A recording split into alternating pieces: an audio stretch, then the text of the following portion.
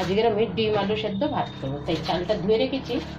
এবার এই চালটা কুকারের মধ্যে দিয়ে দিলাম, আর ডিম আর আলু সাথে দিয়ে দেবো, দিলে সেদ্ধ হয়ে যাবে।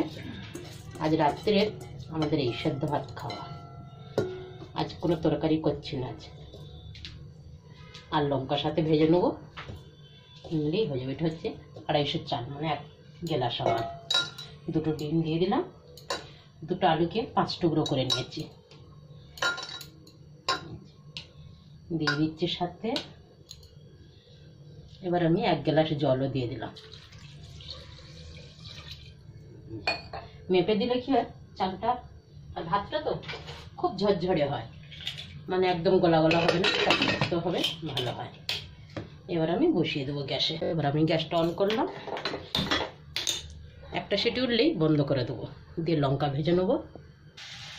এখানে একটা সিটি উঠতে বন্ধ করে দিয়েছি, আর 20 মিনিট তো হয়ে গেছে। এবার আমি খুলে দেখাচ্ছি। আমাদের 2টো কুমড়ো সেদ্ধ দিয়েছি, খুব সুন্দর হয়েছে, দেখতে সেদ্ধ সব হয়ে গেছে, একদম গলা আছে। ভাতও হয়ে গেছে,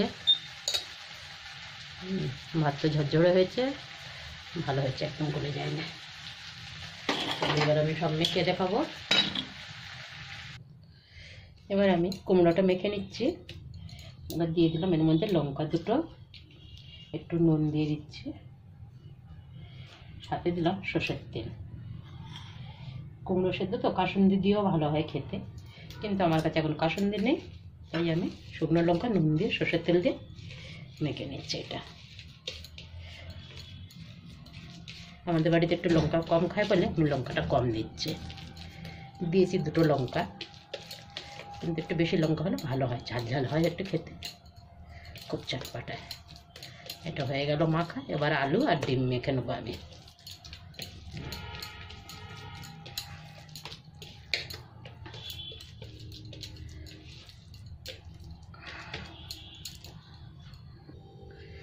কাঁটা চামচ দিয়ে চেপে চেপে মাখলে তো খুব ভালো মাখা হয়।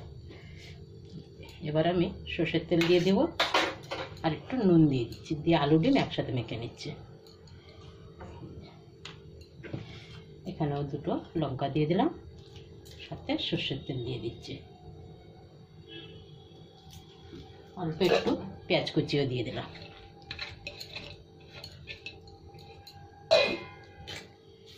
এই লঙ্কাগুলো ভালো করে হাত দিয়ে মেখে নেবো চেপে চেপে।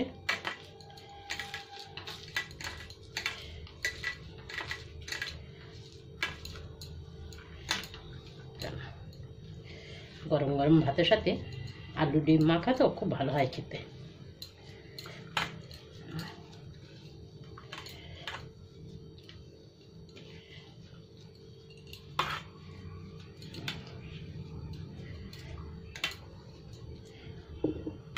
এরকম ডাল সেদ্ধ মেখে খাবে গরম ভাতের সাথে। চলো, হয়ে গেছে, খাবার দিই। আমার কিন্তু সব গুছানো হয়ে গেছে। এবার